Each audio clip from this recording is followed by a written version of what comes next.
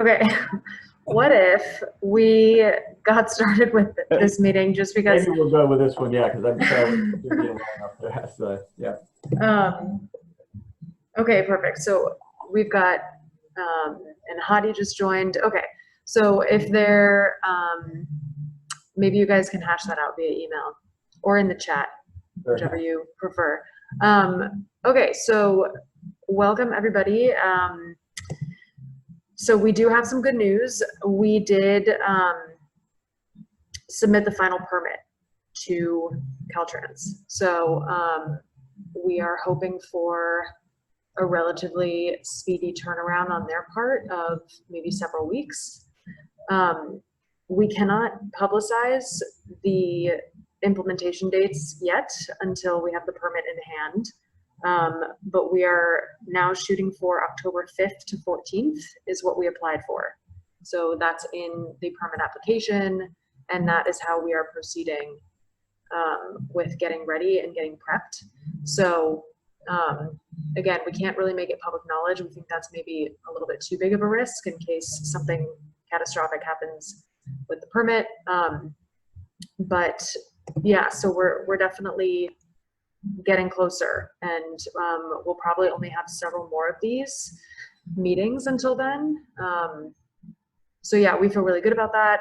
And I guess Kathy is not able to join, so I guess there's not much to touch on with the plants. I know that she pretty much has all of that stuff lined up and ready to go. I sent her an email just with the updated number of planters that made it into the final design.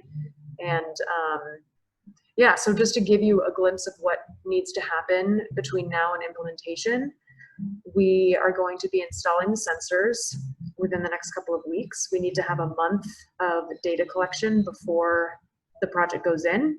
So that puts us at, you know, the week of September 7th of getting those sensors in.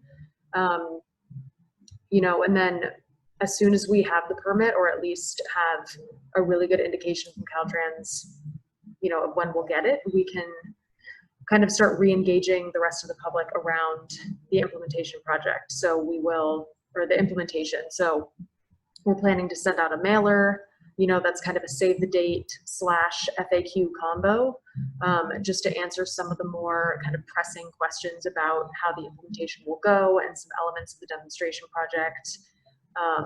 Focusing on some of the questions that we've been discussing here, like making sure to emphasize that the planters used in the temporary project will not be in the permanent project, and you know, things like that we've been kind of talking about as a group here.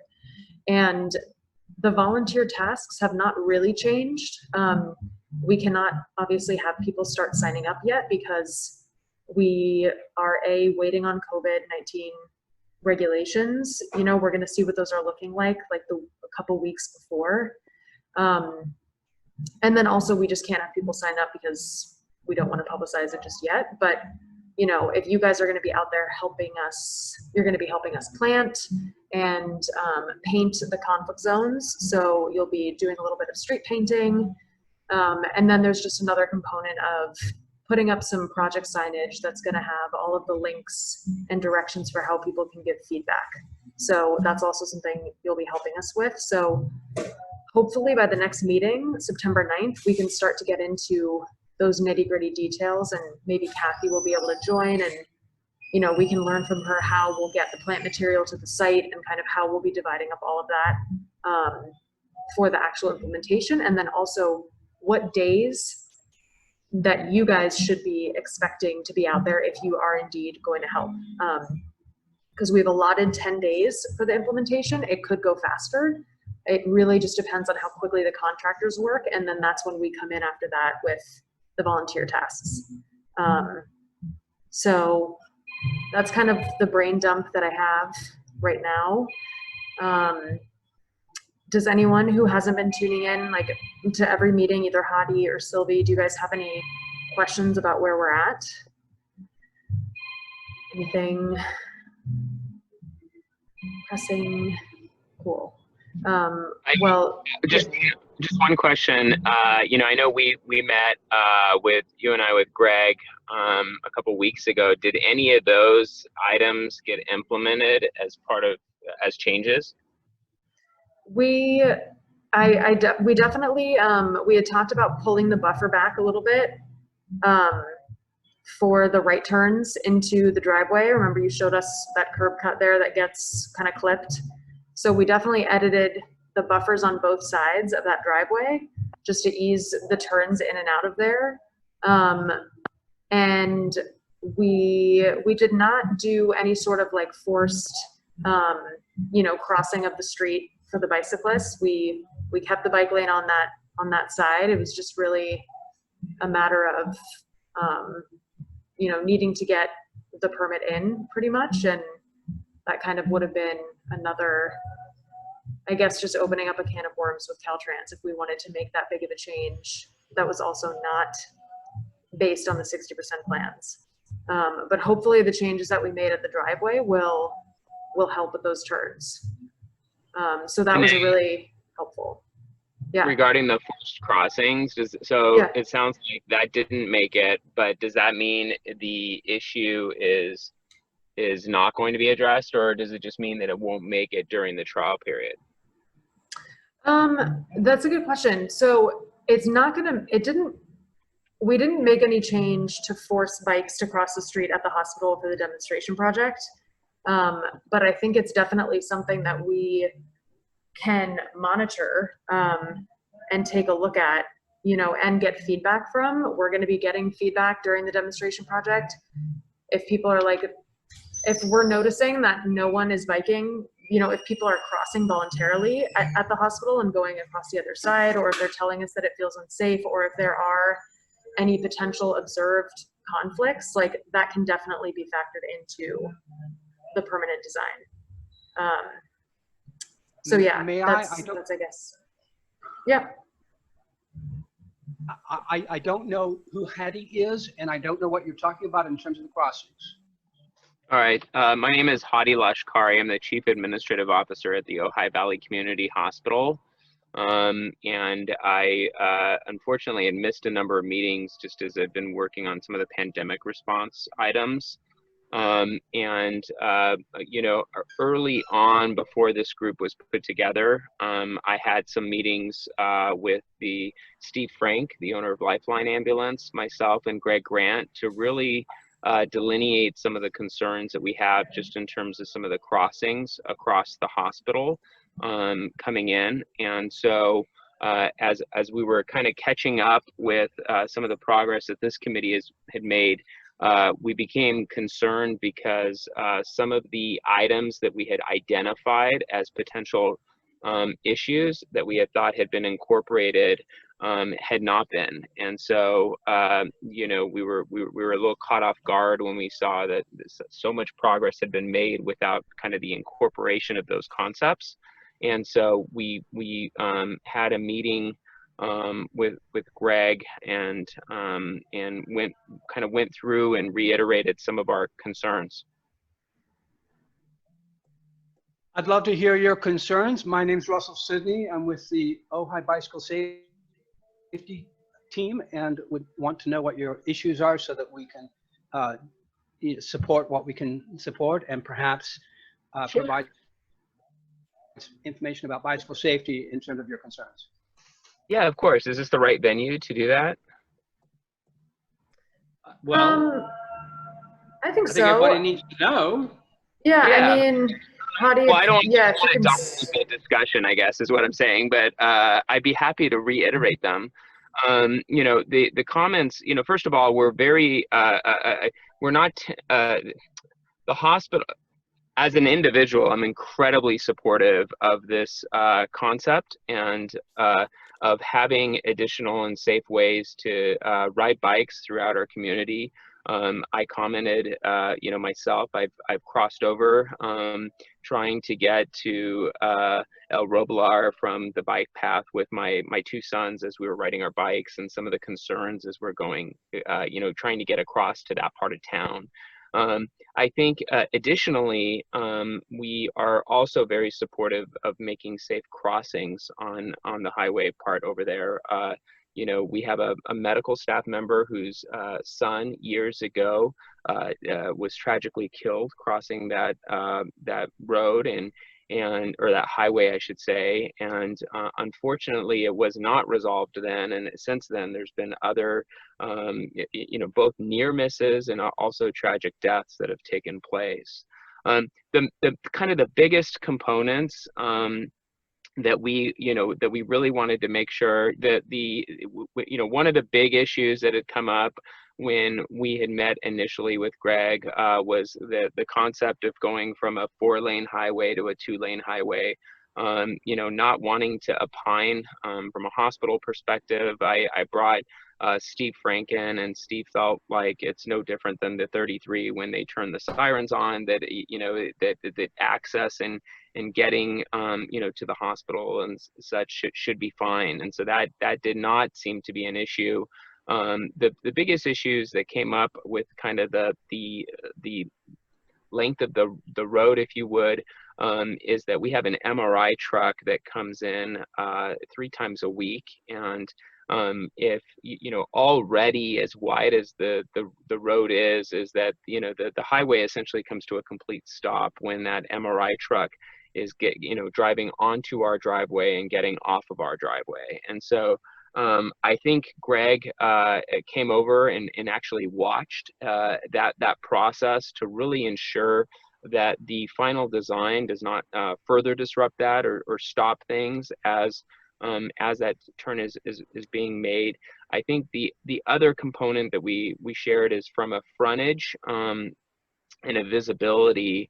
While I'm a big supporter of trees and landscaping, I think we really want to make sure that the street is the hospital is visible from the street. So as you're coming, you know, as you're coming on the highway and you're trying to make that turn, there's, you know, I've heard a number of times, believe it or not, folks that are coming to the hospital for the first time will actually turn onto the pet hospital because they see they're, you know, typically when folks are driving to the hospital, they're responding to either urgently to an emergency or they're coming in for things, and it's not unusual to be distracted. And so, you know, we just want to make sure that from a visibility, as you're kind of coming along the highway and getting to the hospital, that it's clearly visible and you can go through.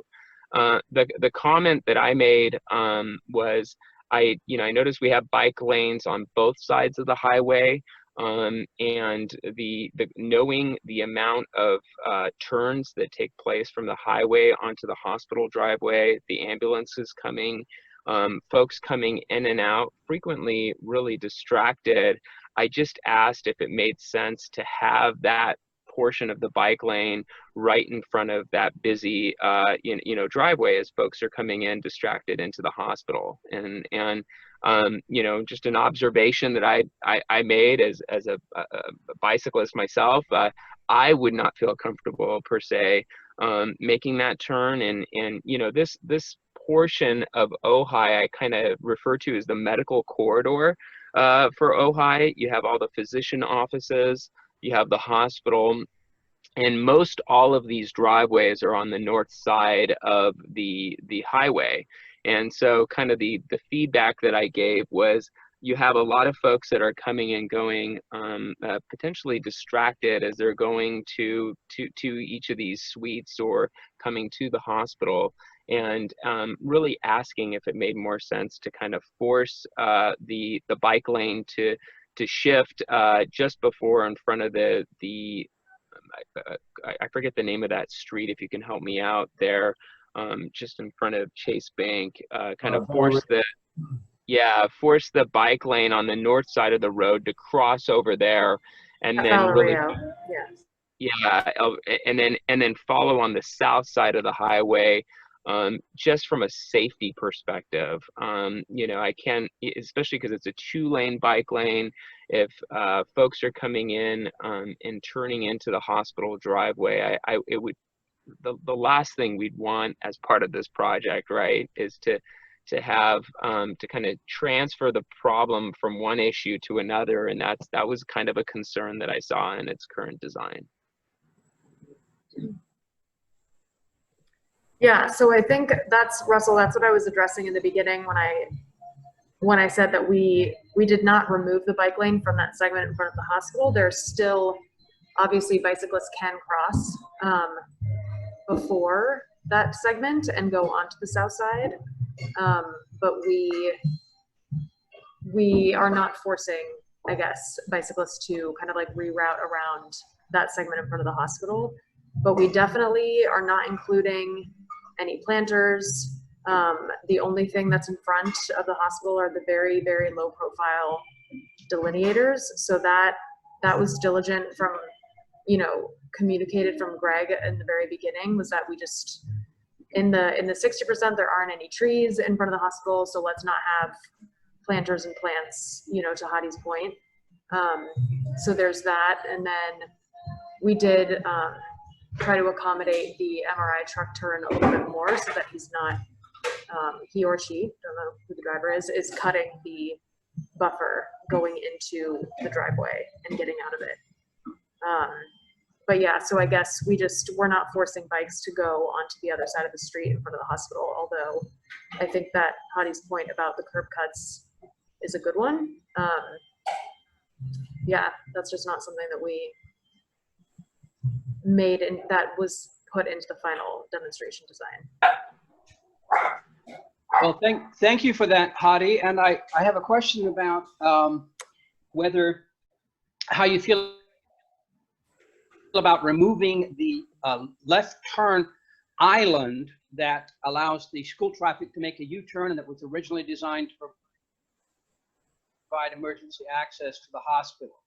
They're talking about removing that whole curve there. I'm wondering how that would impact your folks. And part of my concern is that it would open up those driveways to direct left-hand turns, which would add to the problem you're concerned about, which is bicycles crossing those driveways. I think that, you know, from my point of view, that concrete turning pocket protects the bicycles on both sides of the highway by reducing left turns in both directions and also minimizing U-turns. So yeah, so actually putting U-turns where they're relatively safe. So I'd be interested.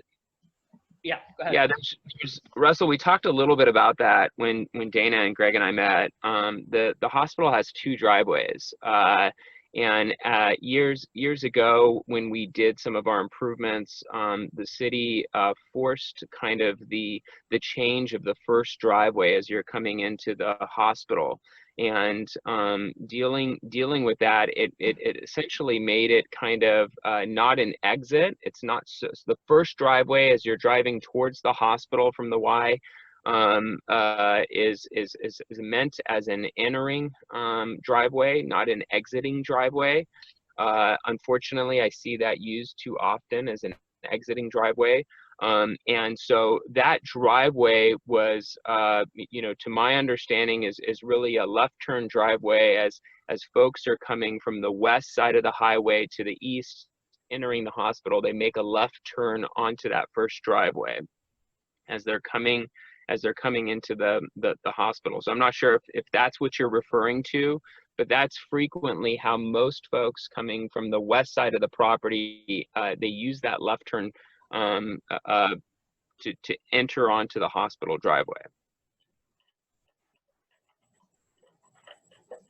Okay, and that's, yeah, so that lets them get into the hospital.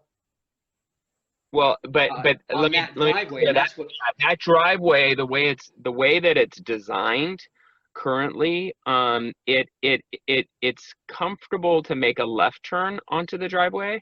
It is not comfortable to make a right turn as you're coming from the east side of the highway because of the way the curb cuts were forced to be done. It's very easy, unless you hit it perfectly at a 90, it's very easy to clip on a car. So, you know, most folks coming onto the hospital feel much more comfortable entering through the large driveway that's on the kind of the west side of our property, and you just can't enter that way if you're coming on the other side of the highway. Yeah, thank you for that clarification. Just as an FYI, if there was in fact a bicycle lane there, it would allow a wider radius for entering that first driveway, which would make it safer, because the and conceivably there could be a turn pocket for either one of those with the bicycle lane at the curb. So there would be ways to enhance the concerns that you have with that. So the turn pocket in the median where people turn left, that part works for you guys, or do you need that adjusted? It seems, I think it works. It's probably, again, I'm not a kind of a traffic expert here. I think it works as folks are entering from kind of the west side of the highway coming to the hospital. It makes a lot of sense to be there, for that turn pocket to be there. Even then, I think most folks would probably prefer to use it as a U-turn more than a left turn. I do not think that if I understand my conversation and recall my conversation with Greg and Dana, that curb issue is not going to be addressed as part of this project. Unfortunately, I think that the solutions that were given to the hospital to meet some of the ADA requirements is what caused some of the issues with kind of the driveway entrance for that first driveway. Yeah, it's not part of the demonstration, but it is proposed for the full project to remove that turn pocket and turn it into a center median with turns in both directions, which I consider to be problematic for people crossing the two-way bike lane on the southbound side. So thank you for your feedback on that. I appreciate it. Yeah, I'm not sure if it makes, I guess I didn't, thank you for that clarification, because I didn't catch that. I think that just, if I understand that correctly, I agree with you. I think that would be a mistake. Thank you. Yeah, but again, I want to be clear. I think part of the concern, I supportive of the concepts of adding safe ways of travel by bicycle around town, and specifically along this corridor.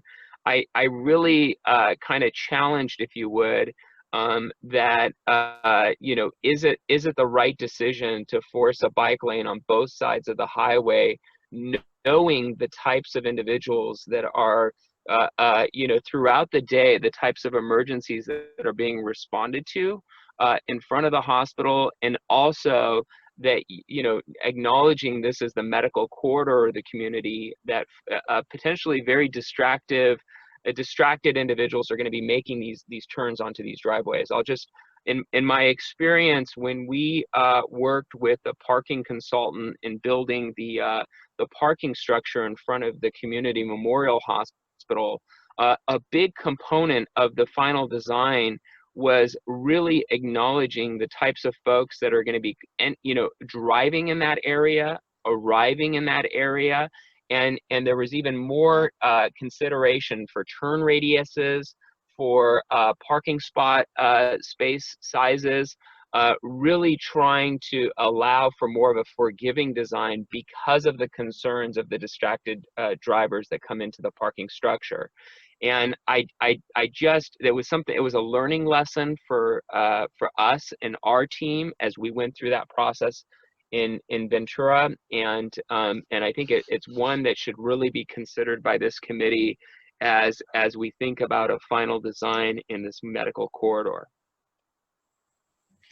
Yeah, I share some of your Hey, Russ, concerns, and one of the things that I wanted to draw attention to is that the left turn pocket at Valley Rio could be identified as a bicycle turning by putting share the road arrows in that left turn. It's been a concern as to how we get people onto the two-way bike lane that starts at Valley Rio, and it has not really been addressed. And if we could address that, that route was actually intended to be a route that would take us all the way into Miners Oaks. And it's still intact on that level, but you have to use the school parking lot at this point.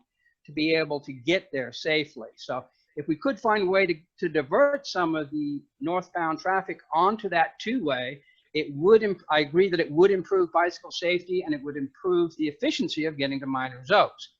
But the only thing I can see at this point would be either a bike path next to the sidewalk, the crosswalk, or a sharrow that would encourage bicyclists to find a safe way to use the turn pocket on Valley Rio as a way to access the two-way lane. Thank you. I just want to clarify something too. I was looking at the plans while we're talking there, that median that's being removed. So when you leave the Y and you drive northbound, the idea is that people can turn directly from the northbound lane into the high school parking lot. They call it the staff parking. It's that long, narrow strip of parking on the very end of the high school property close to the Y. So that median will be removed to allow them to turn in there. The school really pushed for that to help reduce U-turns up further coming back that way. But that, I think maybe, Russell, you're under the impression that if you're going southbound towards the Y, that allows you to turn left into the hospital. And that won't allow that. It's cut off. You know, the median will remain right up to that staff parking lot. So you won't be able to turn left southbound into the hospital. You'll be able to turn in where you does that before. Go ahead. So how, if somebody is coming from, and I think you're calling it south and north, I'm calling it west and east, but if somebody's coming from the Miners Oaks area to the hospital, how would they be turning into the hospital driveway then? The same way they do now. They'd still use that narrow driveway cut that you're mentioning, but they won't. Okay. They won't have access to the other one they've never had access to before. Yeah. That whole left turn thing is an issue across the two-way bicycle lane. Left turns across two-way bicycle lanes have lots of documentation, well, not lots, but there is documentation out there that increases the risk to a two-way bicycle lane because the people making a left turn are not considering the presence of bicycles going in the opposite direction. So it really diminishes the safety of that two-way bicycle lane. Plus, you're talking about having a median where the left turn traffic trying to get into the staff parking is going to be confronted with vehicles that are trying to turn left into the hospital. And as far as I know, it would be the concern about maintaining that U-turn at that location is a real concern. And I was wanting to ask Dana whether she'd had a chance to check with Caltrans about whether there's any way we can preserve the U-turn at that location and also the U-turn at Church Street, both of which are essential to the school traffic. Yeah. So yes, we are preserving the U-turn at Valerio in the design, but the other U-turn that we're preserving is actually at the Meadows. So we are enabling U-turns in both directions based on that feedback, you know, for people coming from Miners Oaks dropping off who then need to go back up to Miners Oaks, and then people coming from further south Ojai dropping off needing to make a U-turn and go south. But it's actually, the other U-turn is not at Church but at the Meadows. That's wonderful. Thank you, Dana. Yeah. Yeah, and I mean that's, can I just, sorry? If I could just ask a question though, but Russell, I think the point that you bring up is very valid. I mean, it's another example of my concern of having the bike lane on that north side of the highway there, and you know, really asking why at Vallejo we don't create the bike lane to be forced to cross over and kind of preserve some of the safety for the crossing of those many driveways there. Yeah, I think your concern is well placed, and if we can get a lot of the northbound people to cross into the two-way, that would reduce the amount of traffic. But I would like to point out to you that Church Street, where it comes down to Maricopa Highway, is in fact a route that's important for bicycles that need to get up into the Arbolada or back from the Arbolada. So there's some traffic on Maricopa, bicycle traffic on Maricopa that would need to get to that location. So if we could reduce the traffic by encouraging people to use the two-way bike lane, that would help and might offset your concern. Yeah, no, I agree with you. And I guess what I'm asking is, if we focused on a couple areas on this highway where it's the safest to cross the street, right? So I use the example, the hospital's human resources department is across the street in that building, across the street from the hospital. And I cross that street a number of times a week, and it's something that I've done with fear, right? And so anything we can do to promote and improve safe crossings in specific areas of the highway, I think benefits not only bicyclists, but students and others that cross this highway, including all of the folks that live in the hitching post and Creekside that may just want to go to the supermarket, but didn't otherwise feel safe, right? And so if you pick one spot at Valreo and one spot at Church Road, and we say these are the two safest areas to cross, I think that's where the city in the last year or so has invested in putting some additional enhanced lighting when they cross the street there. That could become the natural kind of progression of where the forced bike lane shifts to that side of the street, while preserving these safe ways to cross the road for pedestrians and bicyclists. Yeah, I agree. Church would be great to have a southbound crossing.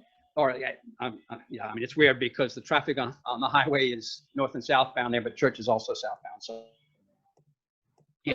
But also down at Carrillo, if we could get bicyclists from the northbound side, meaning the hospital side, over to the shops at Carrillo and at Valle Rio safely, that would reduce the hazardous concerns that you're thinking about. And then just eliminate the bike lane on the north. I keep calling it the north side, on the hospital side, between those two forced crossovers.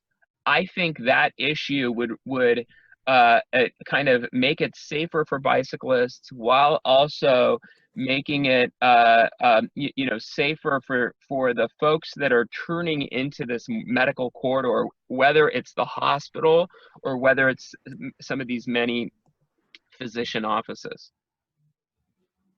Yeah, I agree with you up to the point where eliminating that is appropriate. I think if we can get most of the traffic off that we still need to have that northbound the hospital side with a bike lane, and but the traffic would be low for the bicycles, and I think you might be focusing on the volume of traffic going into the hospital being higher than I actually interpret it to be. But yeah, we'll know when we get the motion sensor. Help me understand that, because I truly want to understand where you're coming from. If I'm a bicyclist, I wanna ride where kind of it's the most safest and where most of the traffic is going. It seems counterproductive to say, let's put it in both areas, but let's try to make it more convenient for the bicyclists to go in one area, because we're kind of acknowledging that it's not the preferred to go in this other area, but yet we're designing it, almost promoting it. That's where I get lost. Well, here's the thing, Hattie. Apart from anything else, you're saying bicyclists only get to use one side of the road, but everybody else gets to use both. And I really, that's a place where, we can agree to disagree. And I think you made some good points. I think I made my case clear. There's probably other things we need to talk about as well. And let's see how the demonstration looks and whether, in fact, to what degree those concerns come up. Can I say something? Sure, go ahead.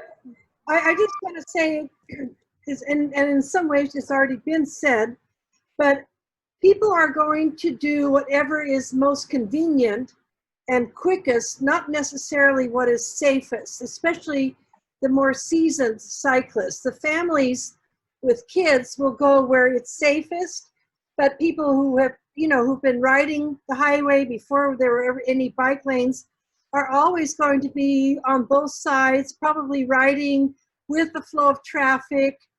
And if they're headed for something that's on one side, they don't want to cross twice.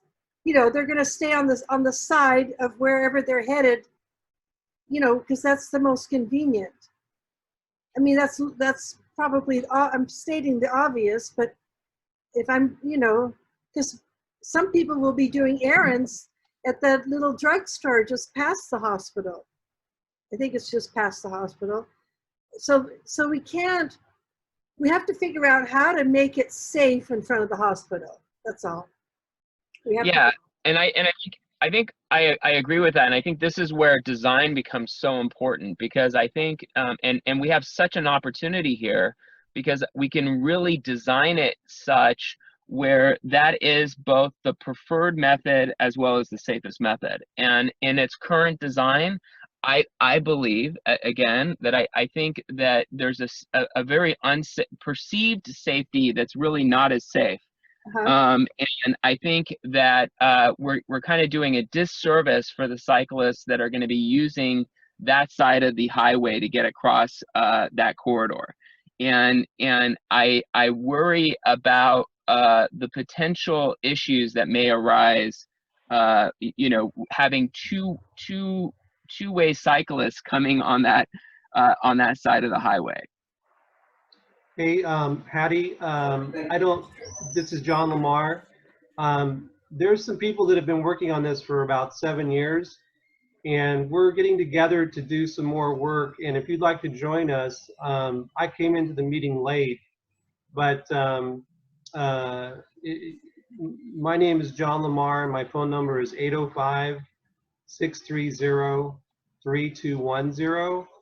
And we're doing some work on this, and I think the best thing for you to do, instead of you know, speaking so much in this particular meeting, would be for you to come and work with us and talk to us, and we can really get clear on what your concerns are. And I'm inviting you if you'd like to come. But John, how late did you come into the meeting? Because I came into the meeting really late. My computer wouldn't work, so I didn't get in till 11:30.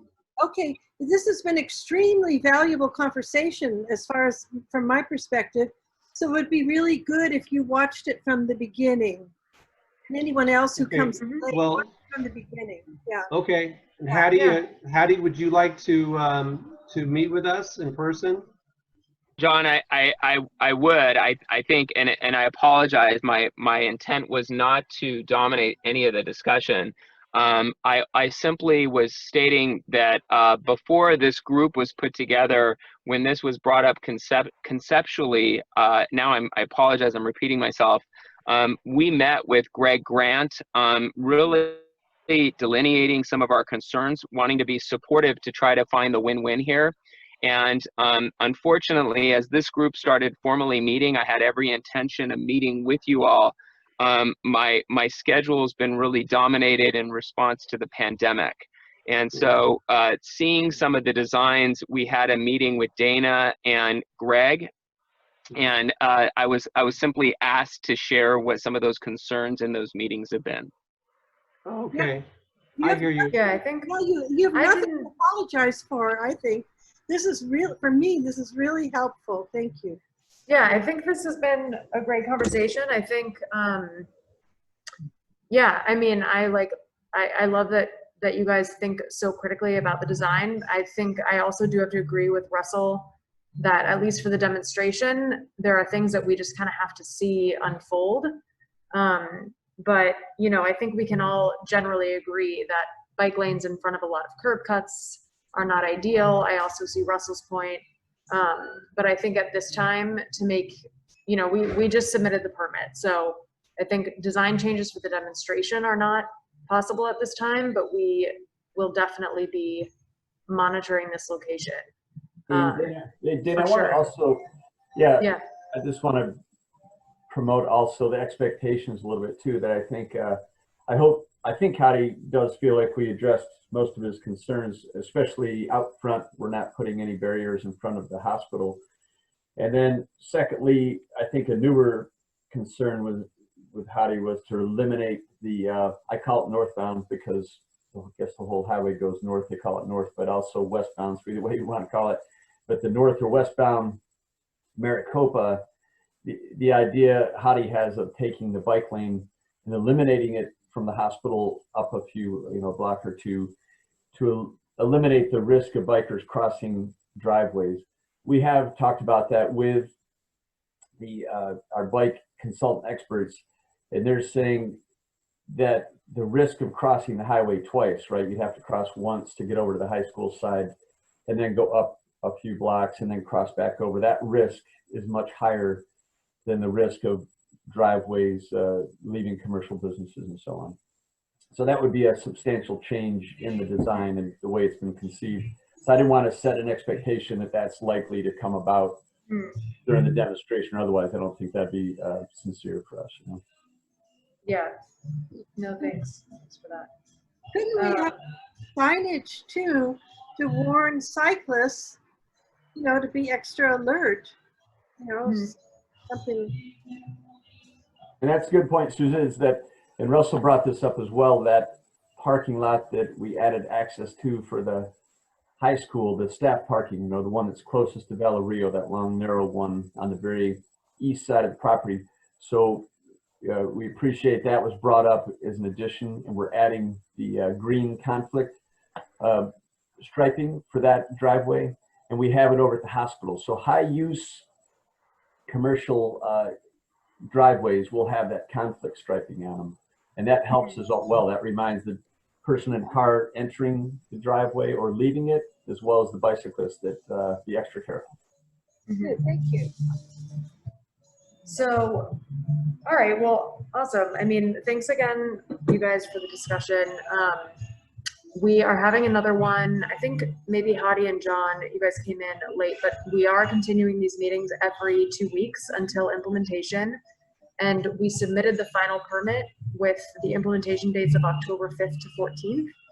We cannot publicize that yet because we don't have the permit in hand, but that is, you know, just a heads up to you guys, I guess, who have been participating in this committee and that sort of thing, that's what we submitted with the permit. So as long as nothing really bad happens with the permit, that will be the implementation week.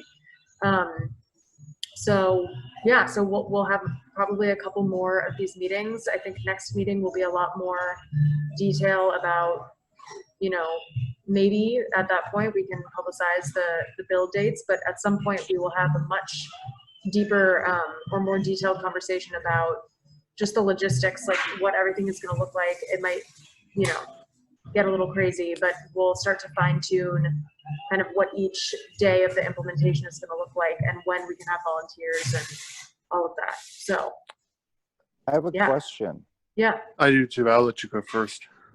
My question is, once the demonstration project is in place, it's 6 months long. Let's say at the 3-month period, it's clear that there's something that's not viable with it. Is it able to be revised in the middle of a demonstration? Yeah, we're able to revise it with what's called a permit rider with Caltrans. It's kind of like a permit amendment. We would essentially just have to submit, you know, the revised design, whether it's restriping. I think, you know, we need to have a conversation with Caltrans about their expectations on this, because there's a difference between, oh, this delineator needs to be removed because of X, Y, and Z, or we need to shift these barriers around, versus, you know, kind of a restriping. We're kind of hoping that we don't need a permit rider just for the city to go out and move delineators, you know, if necessary. So yeah, it is possible, but it's something that we have to really, that's like the next round of conversations with Caltrans, is making sure that we really understand the process. Or maybe Greg, I don't know if you have more insight into how that works with Caltrans. I think you've got it. Yeah. So yeah, it is possible. Yeah. Go ahead, Cody. I was going to say, is there a way, like, because I know there's still a lot of misinformation going around the project and stuff. People are saying, oh, it's going to cause problems. And it's like, is there going to be another public Q&A where we can, like, have the community voice their concerns and stuff? Okay. Yeah, so that was part of what I was saying in the beginning. When we publicize the implementation, we're going to include in the flyer or in the mailer an FAQ that addresses some of those concerns, just about kind of like these questions of what can be can things be adjusted?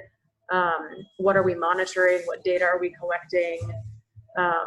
Just like more trying to set expectations or let people know what's to come. I suppose a final Q&A is a good idea. I mean, I don't see, we hadn't scheduled it yet, but I don't see why we couldn't. Just focused on the implementation kind of logistics. But yeah, so that's part of what we're trying to address with this final FAQ and updating it on the webpage and stuff, is just a little bit more setting expectations for what the implementation is going to look like, and yeah, just how things will be evaluated, etc. Dana, is the music coming from the hotel? I keep hearing music in the It background. is, yeah, it is. I'm sorry, I've been trying to mute, but Oh, okay, it's okay. yeah. It's okay. If you Okay. can't control it, that's We fine. can, I mean, we're almost at an hour, so I guess we can wrap it up anyway. And yeah, so the next Actually, one there's another is, concern, if I may. yeah, This is Russell. The concern is the connectivity at the Y. We've been looking at the Ojai Avenue safety issues, and there's the left turn from Maricopa onto the Ojai Avenue creates a very hazardous area for bicycles if there's 2 lanes turning left. So the 60% plan has got 2 lanes turning left, and the main solution that we can see is to get people to utilize the Ojai Valley Trail maximum extent possible, so they don't get into that potentially deadly left turn. So one of the thoughts is to create an extension of the bicycle lane that you've got on your plan, so that it directs bicyclists to the entry to the Ojai Valley Trail, which that crosswalk goes to from the southbound side. So, but you also have 2 right turn arrows on your project design, where currently there's the option to take 2 left turns under the existing arrows. So are you actually going to make that 2 right turns? And would it be possible to consider the extension of the bicycle train, if the bicycle path into the Ojai Valley Trail, if we do in fact get to the point where we have to make other changes? so we're not, I think we're not changing the right and left turns approaching Ojai Avenue. I think that might have just been any of the gray striping that you see on the plans is what's existing, and we're not touching that unless it's in red and conflicts. So I think we just, we might have just missed the left arrow on like tracing the existing striping. So we're not touching what's left and right turn there in those lanes approaching Ojai Avenue. And I think, yeah, I mean, it's a good idea, like for anyone approaching Ojai to just use the crosswalk and connect to the trail. I suppose, part of the project is we're going to be implementing some project signage, like I said, that has survey links and all of that. I wonder if we could incorporate maybe some wayfinding signage that just says, like Ojai Valley Trail straight, maybe just to emphasize to bicyclists as they're approaching Ojai that they could use the crosswalk there to get across. But I think at this point of proposing any official, like MUTCD signage or something would be difficult, but we could maybe look into it for the less permanent project signage. Dana? Yeah. The signs are going up. Greg can explain. And Greg, you want to tell Dana about the signs? Oh, are there other signs? Yeah, that are directing, unless I misunderstood, that Caltrans gave a permit. Everything needs a permit for signs directing bicycles to the trail. Is that the area that Dana's talking about, Greg? Right. I think Sousa's mentioning we've done quite a bit of additional wayfinding signage on the Okay. trail, and that goes from the Vons Shopping Center all the way downtown. But there were some areas that were in Caltrans right of way. So we finally just got a permit for those signs. We'll be putting them up next week. And that's more if you're coming up from Ventura and you cross into the Vons parking lot. Some people get confused how to stay on the bike trail. So we'll have a sign, a substantial sign right next to the big, some people call it the Christmas tree, right? The big pine tree. Mhm. And it'll tell people to cross Ventura Avenue there and get over onto the bike trail. And it tells you the other way. Okay.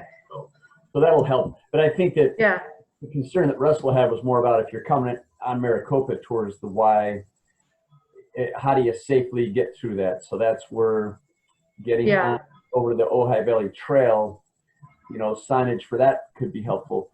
And we were hoping to address that as part of this project, but when you touch the traffic control lighting at the Y, the whole thing is very old and outdated. It turns into nearly $1 million project, just a new traffic lights and controls and the big mast arms, all that. It gets really expensive.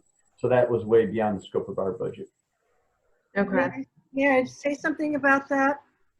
The intersection there are so many bicycles now on both sides of the street that, you know, they're coming from the trail, headed either down Maricopa or toward Ventura, you know, or they're coming from Miners Oaks and crossing. They're converging and they stay on their bikes. Usually the bicyclists far outnumber the pedestrians that are crossing, and there's not nearly enough time sometimes for everyone, because you're talking about families trying to cross the most busy intersection, and every time I'm stopped in traffic and I watch them, I just about hold my breath and hope that they all make it across before the light changes. So even if it's $1 million project, we're talking about human lives, and somehow we have to communicate to Caltrans that this intersection has to be made safe.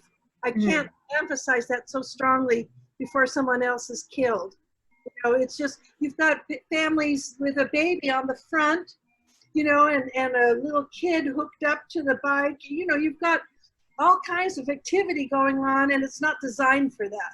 It's not at all designed for that, and it has to be addressed. I Guys, I share your concern totally, Souza. And one of the options that we have been suggesting is to creating a separate bicycle crossing there, so the pedestrians can stay on the pedestrian crossings, the bicycles can ride straight onto the trail without running into the pedestrians on the trail side. That would let you use that cycle much more effectively. You know what I've seen? What I've seen on critical crossings like that, instead of having separate crossings, is where you have when you have a kind of pedestrian bicycle crossing, all the other lights come to a stop, meaning like there's no other traffic activity. And that's, in my opinion, that's the most safest way to allow, you know, crossings. And in some cases, they even allow diagonal crossings at that point, because all traffic comes to a stop when the crossings begin. it's like it's an all-way pedestrian crossing. Yeah.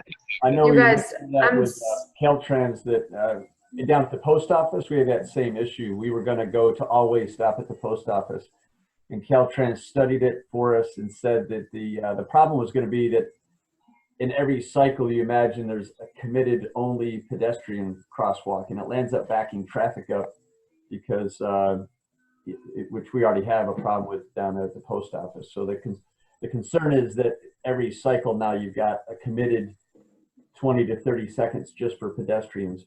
Whereas normally, you know, the approach is if you have a green light in one direction, you're allowed the pedestrians on each side to move, which that way it allows traffic to flow with pedestrians, and it reduces the cycle time for stoplights.